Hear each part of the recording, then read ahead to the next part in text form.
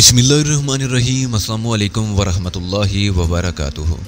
नाज़रीन मोहतरम, आप देख रहे हैं आज तक न्यूज़ और मैं हूँ समी। इससे पहले आप इस कहानी की 193 एक साथ सुन चुके हैं और अब 194 किस मुलायजा फरमाएं। सरहदों के दरमियान हैबतनाक इमारतें फैली हुई थी जो हिटलर के दौर की यादगार थी। लातादाद हिफाजती मीनार नजर आ रहे थे जहाँ मशीन गन बरदार मुसल्ला मुहाफिज पहरा दे रहे थे। कई मुकामात पर हमारे कागज चेक किए गए और हमारा सफर जारी रहा। बिरलन के नवा में पहुंचते पहुंचते सुबह हो गई। मुअम्मर जोड़ ने हमें एक जगह उतारा और रुखसती कलिमात अदा करके चले गए। आर्दी तौर पर डिक्सन फेरोवेल का साथ बुरा नहीं था, इसलिए कि तहजीब की यहाँ आमद में चंद रोज बाकी थे। इसी दौरान मुझे ये अंदाजा लगाना था कि मेरी निगरानी तो नहीं की जा रही। चुनांचे जब डिक्सन ने इस सिलसिले में मुझसे सवाल किया तो मैंने कहा, तुम अगर कुछ वक्त मेरे साथ गुजारना चाहते हो तो जैसा तुम पसंद करो, वरना हमारी राहें अलग अलग हैं। काश मुझे तुम्हारी माली हैसियत का इल्म होता।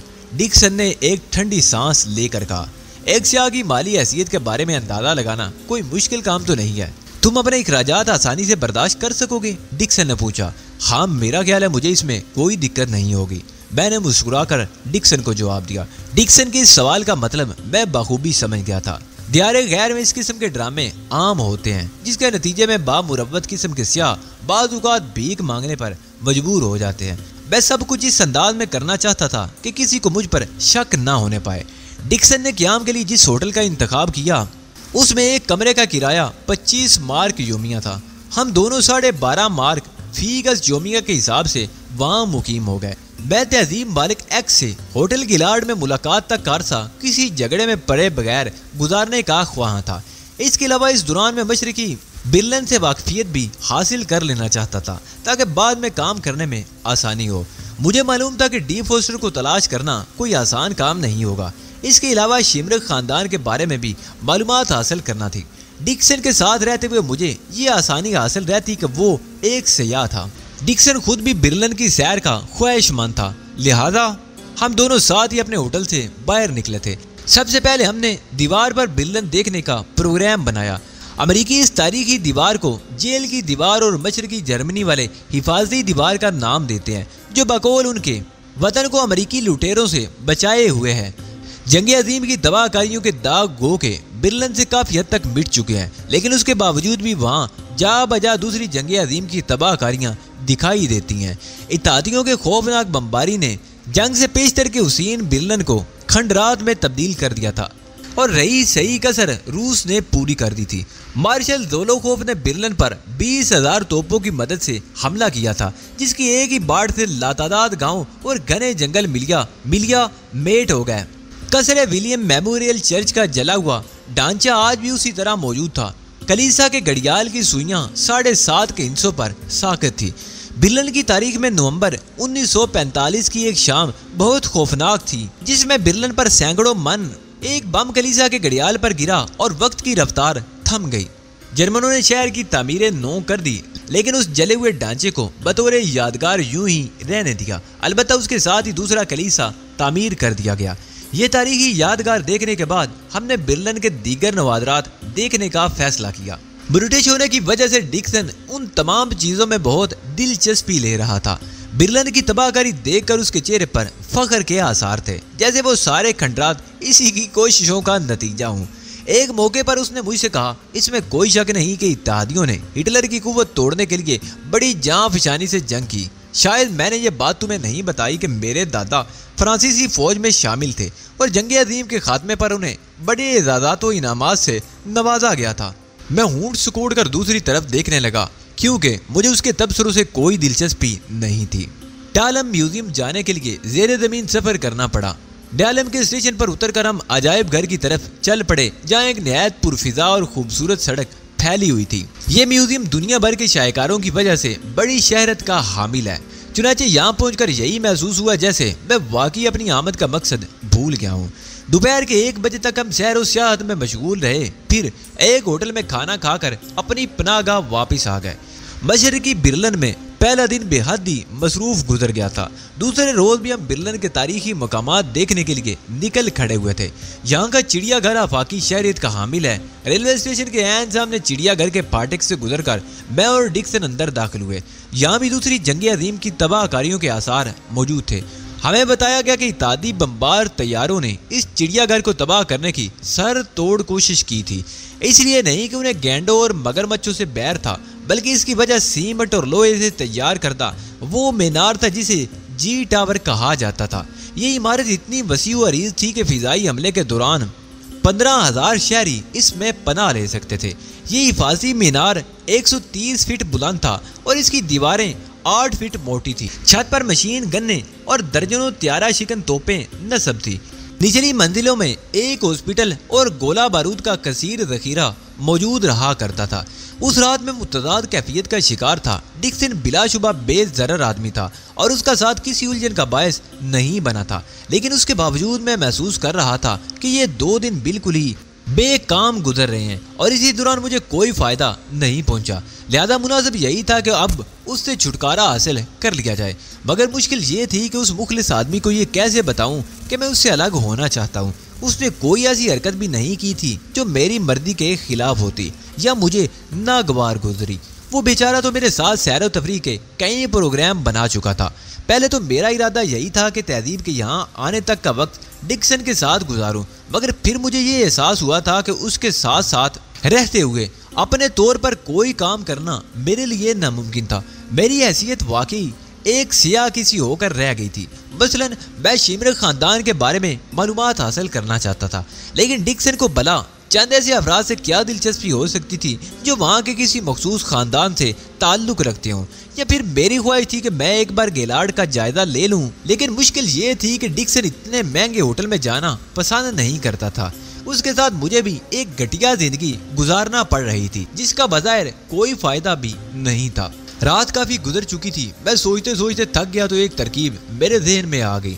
वो बड़ी आमियाना सी तरकीब थी, लेकिन उस पर अमल करके मैं डिक्सन से छुटकारा हासिल कर सकता था और उसे कोई शुबा भी ना होता।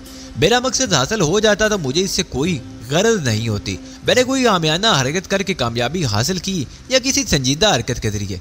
डिक्सन सो रहा था। कमरे में उसके खर्राटे गूंज रहे थे कि मैंने अपने खेल का आगाज शुरू कर दिया। ये आगाज पीतल की एक बड़ी आराइशी प्लेट के गिरने से हुआ जो कमरे के एक गोशे में आवेजा थी। पीतल की वजनी प्लेट के फर्श पर गिरने से जोरदार आवाज पैदा हुई। रात के सन्नाटे में पैदा होने वाली आवाज बहुत पुरअसरार थी। डिक्सन की आंख खुल गई और उसने मेरी तरफ देखा। मैंने अपने दोनों बाजू फिजा में फैलाए बसैरी के एक हिस्से पर एक टांग से खड़ा था। मेरी कोशिश थी कि मेरा चेहरा इंतहाई खूनख्वार नजर आए। डिक्सन कूनियों के बल उठकर बैठ गया। नींद से बेदार होने की वजह से उसका जहन खमार आलूद था। पहले तो वो फटी फटी आंखों से मुझे देखता रहा, फिर बाढ़ सा मुंह खोलकर खौफजदा से अंदाज में हंस पड़ा। क्या हो गया है बड़े भाई, क्या तुम इबादत कर रहे हो? मैंने जवाब देने की जहमत किए बगैर मसैरी से छलांग लगाई। मेरा रुख डिक्सन की तरफ था और अंदाज ऐसा था जैसे उसे दबोच लेना चाहता हूँ। छलांग लगाते हुए मैंने इस बात का खास ख्याल रखा था कि इस तरह छलांग लगाने से कहीं मसैरी ही न टूट जाए। डिक्सन फुर्ती से लोड लगाकर मसैरी से नीचे उतर गया। उसके चेहरे पर शदीद बुखलाहट के तासरात थे। क्या हुआ, क्या बात, ये क्या कर रहे हो? उसने घुटे घुटे लहजे में कहा और फिर उसकी निगाह मेरे चेहरे पर पड़ी और उसकी आवाज ही बंद हो गई। मेरे चेहरे पर नजर आने वाले खौफनाक तासरात से वो बेहद खौफजदा हो गया था और वो कमरे के दरवाजे की तरफ झपटा, लेकिन मैंने रुख तब्दील कर लिया और उसके और दरवाजे के दरमियान हायल हो गया। डिक्सन की हल्क से डरी डरी सी चीखें निकली और वो बेतहाशा पलटकर गुस्ल खाने की तरफ दौड़ा और अंदर घुसकर दरवाजा बंद कर लिया। मेरे लिए इतना ही काफी था, इससे ज्यादा हमाकत खेल बिगाड़ देती। खदशा था कि कहीं डिक्सन चीखना ना शुरू कर दे और होटल के दूसरे अफराद मेरी तरफ मुतवज्जो ना हो जाएं। मैं ख्वाह मुख्वाह दूसरों की तवज्जो का मरकज बनने का मुतहम्मिल नहीं हो सकता था। मैंने अपना हुलिया दुरुस्त किया और वहीं कमरे के फर्श पर बैठकर दोनों हाथों से सर पकड़ लिया। अंदर से डिक्सन की डरी डरी आवाजें सुनाई दे रही थी। अगर ये मजाक है तो बहुत घटिया मजाक है। तुम्हें ये मजाक नहीं करना चाहिए था।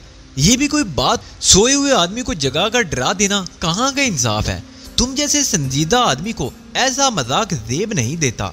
फिर गालबन उसने गुस्ल खाने का दरवाजा थोड़ा सा खोल कर बाहर झांका और फिर दिल कड़ा कर باہر نکل آیا۔ وہ دبے قدموں چلتا ہوا میرے قریب آ کر مجھے دیکھتا رہا، مگر میں نے سر نہیں اٹھایا۔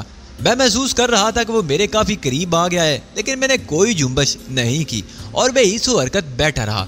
پھر اس نے 2 قدم پیچھے ہٹ کر مجھے آوازیں دی اور میں سر اٹھا کر اسے دیکھنے لگا۔ پیارے بھائی، یہ کیا حرکت تھی آخر؟ میں کہتا ہوں کہ تمہیں یک بہ یک یہ سوجی کیا تھی؟ اس نے کہا۔ وہ ابھی تک سہما ہوا تھا اور کسی بھی لمحے دوبارہ بھاگنے کی پوری طرح تیاری میں تھا۔ اور ڈکسن ڈیر، تم کہاں چلے گئے تھے؟ میں نے برائی ہوئی آواز میں اس سے کہا۔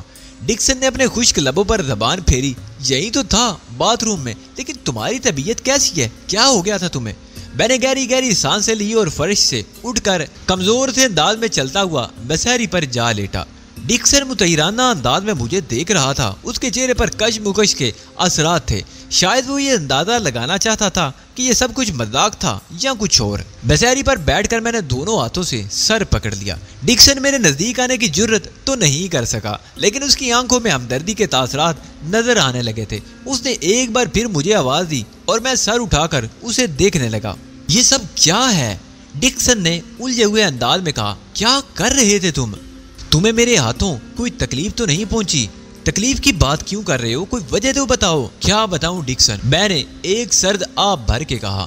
اگر تمہیں مجھ سے لا علمی میں کوئی تکلیف پہنچ گئی ہو تو میں معافی چاہتا ہوں، لیکن ڈاکٹروں نے تو مجھے یقین دلا دیا تھا کہ اب مجھ پر ایسا کوئی دورہ نہیں پڑے گا۔ اس بار تو کوئی 1.5 سال بعد میری یہ حالت ہوئی ہے، ورنہ ہر دوسرے تیسرے ماہ مجھ پر یہ دورہ پڑا کرتا تھا۔ دورہ؟ ڈکسن نے خوفزدہ لہجے میں کہا۔ تمہیں کس قسم کا دورہ پڑتا ہے؟ بس سوتے سوتے اچانک میرے پورے جسم میں تشنجی کیفیت پیدا ہو جاتی ہے۔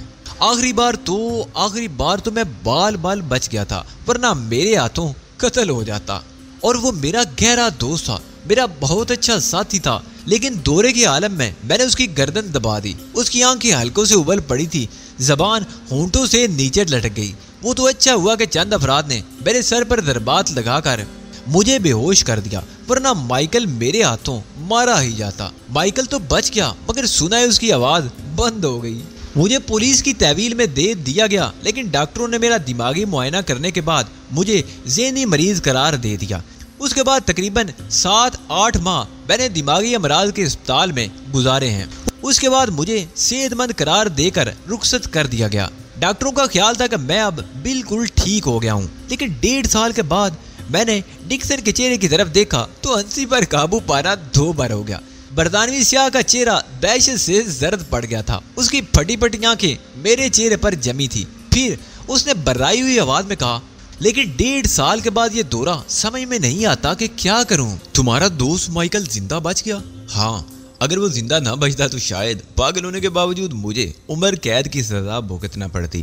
اس نے زندہ رہ کر میری زندگی بچائی، میں اس کا ممنون ہوں، لیکن 1.5 سال کے بعد یہ دورہ سمجھ میں نہیں آتا کہ کروں کیا۔ بہتر ہوگا کہ تم کل دن میں دماغی امراض کے کسی ڈاکٹر سے معائنہ کراؤ، یہ بے حد ضروری ہے۔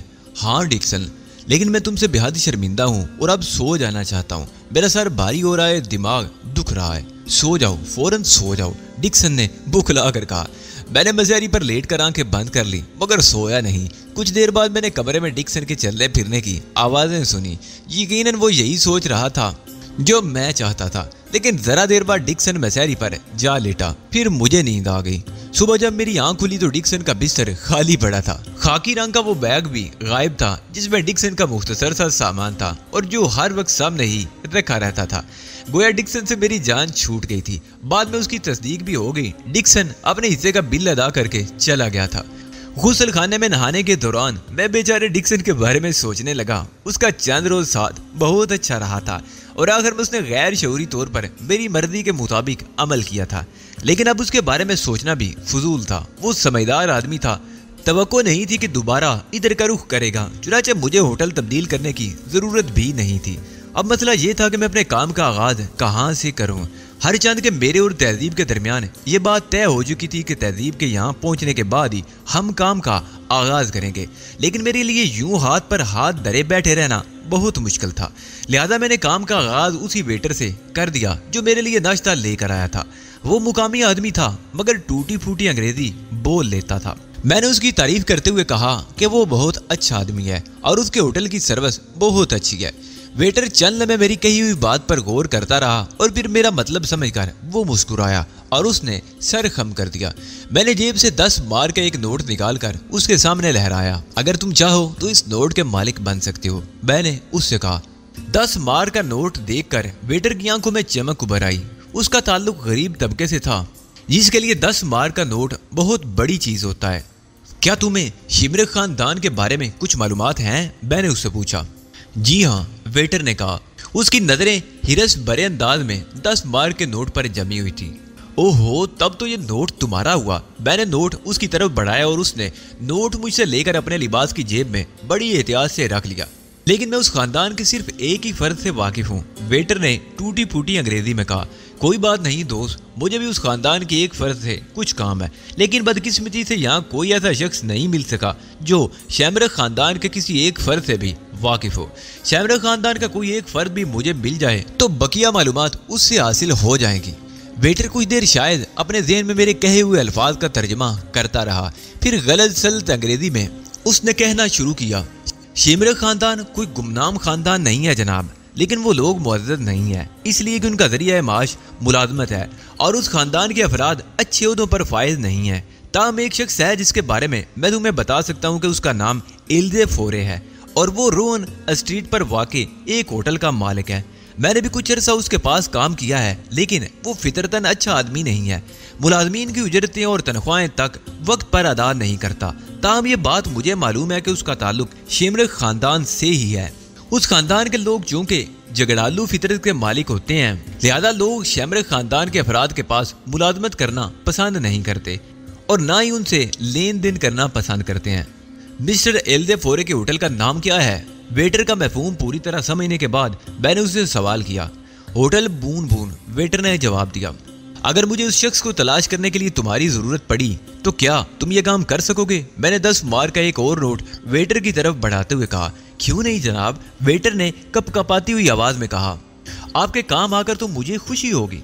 वेटर सरापा इखलाक बना हुआ था, क्यों ना बनता। 20 मार्क का जादू सर चढ़कर बोल रहा था। मैंने उसे चंद बातें मजीद मालूम की और फिर उसे जाने की इजाजत दे दी। 11:30 बजे के करीब मैं होटल से निकल खड़ा हुआ। होटल बून बून का सरसरी जायजा लेना जरूरी था। होटल से निकलकर मैं मुख्तलिफ इलाकों में बेमकसद घूमता रहा। डिक्सन के साथ तारीखी मुकामात देखने के दौरान मैंने बिरलन के बहुत से इलाकों से वाकफियत हासिल कर ली थी, लेकिन उस इलाके की तरफ मेरा जाना नहीं हुआ था जहाँ का पता मुझे वेटर ने दिया था। रोन स्ट्रीट पुराने बिरलन में वाक़ थी। वहाँ निचले तबके के लोग आबाद थे। मकानात खस्ता हालत में थे, जिनके हाथों, सड़कों और गलियों में मलबूस बच्चे अपनी गुर्बत से बेखबर खेल कूद में मसरूफ थे। मकानात की तरह उस इलाके की दुकानें भी अपने मालिकान की तरह गरीबी की मुंह बोलती तस्वीर नजर आ रही थी। मैं बून बून होटल को तलाश करने में कामयाब हो गया, लेकिन वहां पहुंचकर पता चला कि बून बून होटल दरअसल एक बहुत बड़ा बार है जहां दिन सोते और रातें जागती हैं। दिन के वक्त वो बार बंद रहता था। उसके खुलने का वक्त 5 बजे शाम था। मैंने फैसला किया कि शाम वहीं गुजारूंगा और एल्दे फोरे से मुलाकात करूंगा। ये फैसला करने के बाद सवाल ये पैदा हुआ कि शाम 5 बजे तक का वक्त कहाँ गुजारा जाए। मैंने मुनासिब यही समझा कि शाम तक सड़कों पे घूमता रहूं। इस तरह वक्त गुजारी करने से मुझे दूसरा फायदा होता। शाम तक का वक्त भी गुजर जाता और बिरलन से मजीद वाकफियत भी हासिल हो जाती। बिरलन की सड़कों पर मारे मारे फिरने के दौरान मेरे ज़हन में मुतअद्दिद ख्यालात गर्दिश करते रहे थे। डी फोस्टर ने आखिर उन कीमती फार्मूलों का सौदा क्यों नहीं किया जो यूं तो हर मुल्क की दिलचस्पी का बायस हो सकते थे, मगर रूस और इसराइल के लिए वो बेइंतहा अहमियत के हामिल थे। हो सकता है इसराइल की हुकूमत को उन फार्मूलों के बारे में कुछ मालूम ना हो सका हो, वरना उन्होंने फार्मूलों के हुसूल के लिए तगदो शुरू कर दी होती। हारूत रबील ने जाहिर है इसराइल से ये सारी बातें पोशीदा रखी होंगी, वरना उसकी साख तबाह हो जाती। मेरे ज़हन में ये ख्याल भी आया कि हारूत रबील ने डी फोस्टर के यूं फरार हो जाने पर उसके खिलाफ कुछ नहीं किया होगा। अगर हारूत रबील ने इस सिलसिले में खामोशी इख्तियार कर ली थी तो ये बड़ी अजीब बात थी। इस राज के तश्त बाम होने से हारूत रबील की शख्सियत और उसका कारोबार तबाह हो जाता, और अगर उसने डी फोस्टर की बाजियाबी के लिए कोई कदम उठाया है तो हमारा मुकाबला हारूत रबील के एजेंटों से हो सकता था। रूसियों से टकराव होने का भी अंदेशा था। ये इम्कान भी खुली तौर पर मुस्तरद नहीं किया जा सकता था कि हारूत रबील इस सारे माजरे से इसराइली हुकूमत को मुतले कर दिया हो। اور مسجد کے ایجنٹ بھی میدان میں کود پڑے ہوں۔ ان تمام امکانات کے پیش نظر محتاط رہنا بہت ضروری تھا۔ تقریباً 4 بجے تک میں برلن کی سڑکیں ناپتا رہا اور اس کے بعد پیٹ کی آگ بجھانے کے لیے ایک ہوٹل کا رخ کیا۔ میں سوچ رہا تھا کہ شمرک خاندان کے کسی فرد سے ڈی فوسٹر کے بارے میں معلومات حاصل ہو جائیں تو کام بہت ہی آسان ہو جائے گا۔ تہذیب مالک ایکس نے اس سلسلے میں جو منصوبہ بنایا تھا میں اس کی طرف سے زیادہ پر امید نہیں تھا۔ تہذیب کا لائے عمل ایسا نہیں تھا جس میں کامیابی کے امکانات زیادہ روشن ہوں، لیکن میں چاہتا تھا کہ پہلے اسی منصوبے کے مطابق عمل کیا جائے۔ اگر بالفرض ہمیں کامیابی نہ ہوتی تب بھی کوئی بات نہیں تھی، ہم دونوں مل کر از سر نو کوئی منصوبہ تیار کر سکتے تھے۔ تہذیب سے ملاقات سے قبل اگر میں ایلزے فورے سے کچھ کارآمد معلومات حاصل کرنے میں کامیاب ہو جاتا تو یہ نہ صرف میری خوش قسمتی ہوتی بلکہ اس سے ہمارا کام بھی آسان ہو جاتا۔ تہذیب کی آمد سے قبل ہی میں کچھ نہ کچھ کر گزرنا چاہتا تھا۔ میں کچھ 7:30 بجے کے قریب بون بون بار پہنچا۔ اسٹریٹ لائٹ روشن ہو چکی تھی اور فضا میں تھوڑی سی ٹھنڈ ہو گئی تھی۔ رون اسٹریٹ پر اس وقت زیادہ چہل پہل نظر نہیں آ رہی تھی۔ بار کے سامنے پہنچ کر میں نے ادھر ادھر دیکھا اور پھر بار کا دروازہ کھول کر اندر داخل ہو گیا۔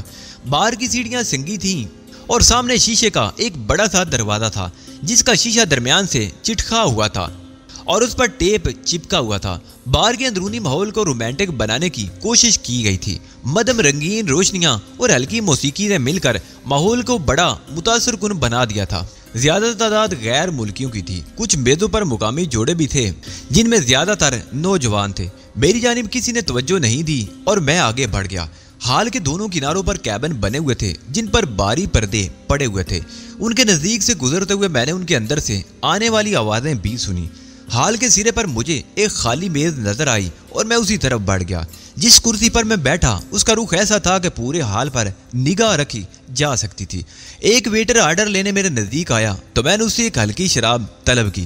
میں دیکھ چکا تھا کہ وہاں شراب کے علاوہ اور کسی چیز کا رواج نہیں تھا۔ شراب کا مصرف بھی دریافت کر چکا تھا۔ ہال کی دیوار کے ساتھ بڑے بڑے گملے رکھے ہوئے تھے جن میں پودے اگے ہوئے تھے۔ ایسا ہی ایک گملہ میری کرسی کے عقب میں بھی موجود تھا، لہذا میں اس طرف سے بے فکر تھا، ورنہ طلب کردہ شراب ایک الگ مسئلہ بن جاتی۔ ابھی ویٹر میری طلب کردہ شراب لایا ہی نہ تھا کہ میں نے ایک ایسا حیران کن منظر دیکھا جس نے میرے ہوش اڑا دیے، کیونکہ ہال کے دروازے سے داخل ہونے والی تہذیب مالک ایکس تھی، لیکن اس کا لباس اور میک اپ مجھے حیرت سے پاگل ہو جانے پر مجبور کر رہا تھا۔ اس کے کپڑوں کا رنگ ڈھنگ انتہائی شوخ اور بھڑکیلا تھا۔ لباس اس قدر چست تھا کہ اس سے اس کے تمام جسمانی نشیب و فراز بری طرح اجاگر ہو رہے تھے۔ ہونٹوں پر گہری لپسٹک، گالوں اور آنکھوں پر گہرا نفرت انگیز میک اپ اور سر پر سیاہ گنگریالے بالوں کی وگ تھی۔ صاف ظاہر ہو رہا تھا کہ اس نے سر پر وگ لگا رکھی ہے۔ چال میں لڑکھڑاہٹ بھی تھی اور آنکھیں بھی چڑی ہوئی تھی۔ یہ اندازہ کرنا مشکل نہیں تھا کہ وہ نشے میں ہے۔ میں سنبھل کر بیٹھ گیا۔ تہذیب کی اس طرح وہاں آمد اور اس کا حلیہ ناقابل یقین تھا، لیکن وہ اس حلیے میں وہاں پہنچی تھی تو اس کی کوئی نہ کوئی وجہ ضرور رہی ہوگی۔ مجھے یقین تھا میں اس کی طرف سے بدگمان نہیں ہوا، ورنہ اس حد تک آنکھوں سے دیکھنے کے بعد تو کوئی بھی کسی طرف سے بدگمان ہو سکتا تھا۔ تہذیب ایک میز پر بیٹھ گئی۔ اس نے اپنے ہاتھ میں موجود پرس کھولا، پرس میں سے سگریٹ کا ایک پیکٹ برآمد کیا، پیکٹ میں سے ایک سگریٹ نکال کر انگلیوں میں دبائی، پھر پیکٹ پرس میں واپس رکھ کر ایک سگریٹ ہولڈر نکالا، سگریٹ ہولڈر میں لگائی اور ہولڈر دانتوں میں دبا لیا۔ یہ سب کچھ دیکھ کر مجھے چکر آنے لگے تھے۔ یہ یقین کرنا میرے لیے بہت دشوار تھا کہ تہذیب جیسی نفیس طبیعت کی مالک لڑکی خواہ کسی اشد ضرورت کے تحت ہی صحیح ایسا حلیہ بھی اختیار کر سکتی ہے۔ ویٹر نے میری طلب کردہ شراب لا کر میرے سامنے رکھ دی، لیکن میں نے جام کی طرف نگاہ اٹھا کر بھی نہیں دیکھا تھا۔ میری نظریں تو تہذیب پر جمی تھی مگر وہ میری طرف متوجہ نہیں تھی، بلکہ وہ کسی طرف بھی متوجہ نہیں تھی۔ وہ تو بڑی بے نیازی سے سگریٹ کا دھواں اڑا رہی تھی۔ پھر اچانک ہی تہذیب نے میری طرف دیکھا۔ مجھے دیکھ کر وہ بڑے بھونڈے انداز میں مسکرائی۔ میں اس کی مسکراہٹ کا مطلب سمجھ گیا اور جواب میں خود بھی مسکرا دیا۔ اس کے بعد میں نے اسے اشارے کرنا شروع کر دیے، ایسے اشارے جو اس ماحول کے مطابق تھے۔ ویٹر نے مجھے تہذیب کو یوں اشارے کرتے دیکھا تو تہذیب کی میز کی طرف بڑھا، مگر تہذیب اس سے قبل ہی کرسی سے اٹھ چکی تھی اور میری طرف آ رہی تھی۔ اس کی چال میں لڑکھڑاہٹ تھی۔ میرے نزدیک پہنچ کر اس نے میرے سامنے والی کرسی کھینچی اور اس پر بیٹھ گئی۔ اس نے بڑے بازاری انداز میں مجھے مخاطب کیا۔ ہیلو، میں نے اسے غور سے دیکھتے ہوئے جواب دیا۔ اس حلیے کے لیے میں تم سے معافی کی خواہشگار ہوں، تہذیب نے قدرے دھیمی آواز میں کہا۔ انداز ایسا تھا جیسے مجھے لبانے کی کوشش کر رہی ہو، لیکن مجبوری تھی، بون بون میں شریف لڑکیاں نہیں آتی۔ مجھے اندازہ ہے ڈیئر، لیکن تمہیں یاد دیکھ کر میں سخت حیران ہوا ہوں۔ یہی کیفیت میری بھی ہے۔ مجھے اندازہ نہیں تھا کہ تم بھی ایلزے فورے کی راہ پر لگ چکے ہو۔ کیا یہ صحیح راستہ ہے؟ ایلزے فورے کا تعلق شیمر خاندان سے ہی ہے، جرائم پیشہ بھی ہے، اور اس بات کے شواہد ملے ہیں کہ اس کا تعلق ڈیپ فوسٹر سے ہے۔ میں اس کے چکر میں 3 بار یہاں آ چکی ہوں۔ ملاقات ہوئی؟ میں نے اس سے پوچھا۔ نہیں، ابھی تک تو میں اسے دیکھ بھی نہیں سکی ہوں، تہذیب نے جواب دیا۔ کیا تمہیں کوئی کامیابی ہوئی؟ میں تو آج یہاں پہلی بار آیا ہوں۔ ویسے کیا تمہارا قیام گیلارڈ میں ہی ہے؟ نہیں، گیلارڈ کو میں نے اپنے لیے محفوظ نہیں سمجھا۔ ایک پرائیویٹ جگہ رہ رہی ہوں، تم سے ملاقات ہوگی علی، یہ بہت اچھا ہوا۔ میں گیلارڈ میں تمہارے لیے پیغام چھوڑتی، کیونکہ میں کچھ مشکوک لوگوں کے راستے پر لگ چکی ہوں۔ اس وقت تمہیں تفصیل نہیں بتا سکتی، موقع نہیں ہے، لیکن تمہارا یہاں مل جانا میرے لیے نیک فال ہے، کیونکہ میں اس سلسلے میں ذرا پریشان تھی۔ کس سلسلے میں پریشان تھی؟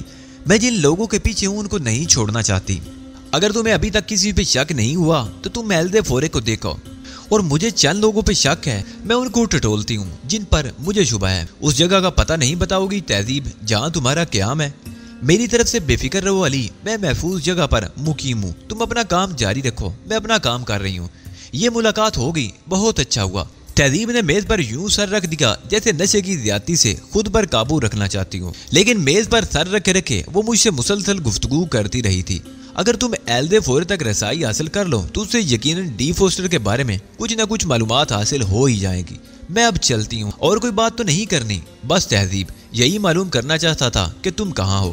کام کا آغاز تو گیلارڈ میں تم سے ملاقات کے بعد ہی کرنا تھا، یہ میری جلد بازی تھی کہ میں یہاں پہنچ گیا۔ ٹھیک ہے علی، باقی باتیں پھر ہوگی، اب میں تمہیں گیلارڈ میں نہیں ملوں گی، لیکن کسی نہ کسی جگہ تم سے ملاقات ضرور کر لوں گی۔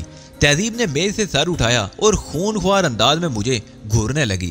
پھر اس نے غراتے ہوئے مجھ سے کہا، تم کیا سمجھتے ہو مجھے؟ میں کوئی ایسی ویسی لڑکی نہیں ہوں۔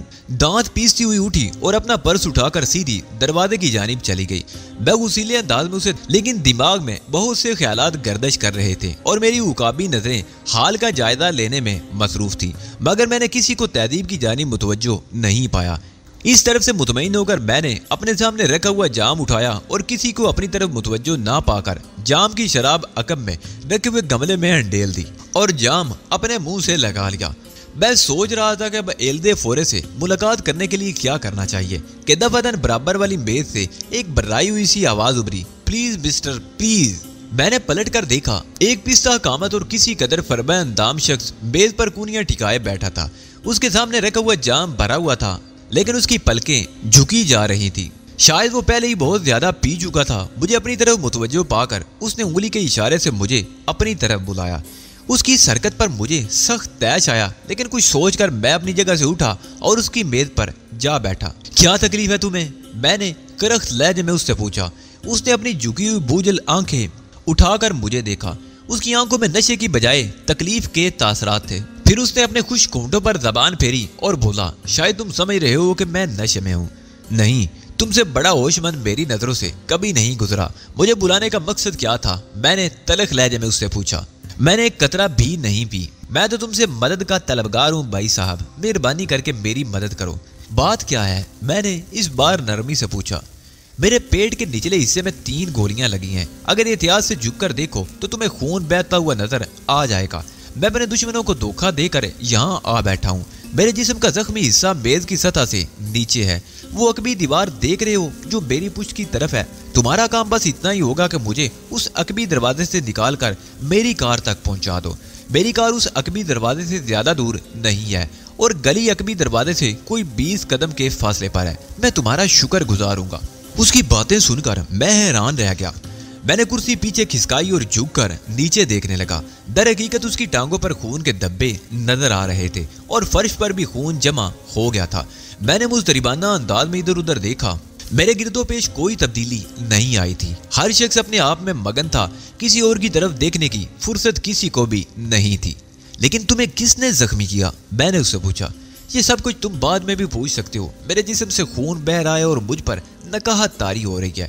میری مدد کرو، مجھے گاڑی تک لے چلو، بلکہ اگر میرے لیے ڈرائیو بھی کر سکو تو میں تمہارا یہ احسان زندگی بھر نہیں بھولوں گا۔ لیکن تمہارے جسم سے بہتا ہوا خون دیکھا بھی تو جا سکتا ہے، میں نے اس سے کہا۔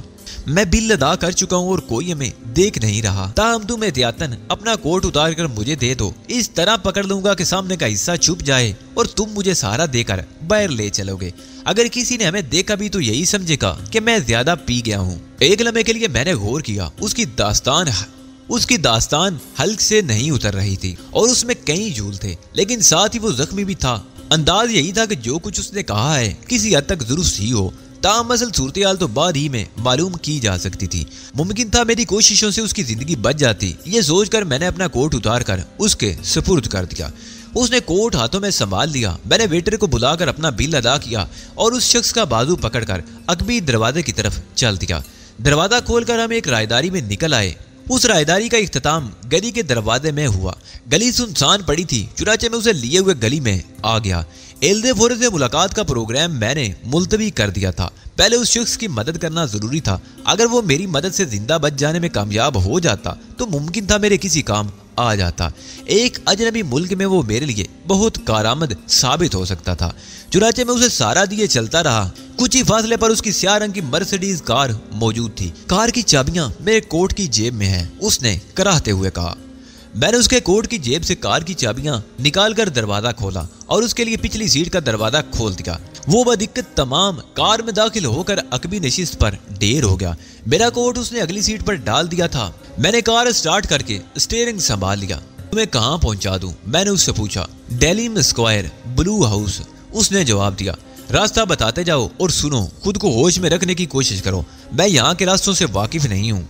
ठीक है, मैं कोशिश करूंगा, उसने कर्रा कर कहा और मुझे गली से निकलने का रास्ता बताया। मैं उसकी हदायत के मुताबिक कार चलाता हुआ सड़क पर निकल आया। वो मुझे हदायत दे रहा था मगर उसकी आवाज से बहुत ज्यादा नकात टपकने लगी थी। मुझे अंदेशा हुआ कि कहीं वो बेहोश ना हो जाए, लिहाजा मैं उससे बातें करने लगा। क्या तुम मुझे ये नहीं बताओगे कि तुम्हारी दुश्मन कौन है? मैंने उससे पूछा।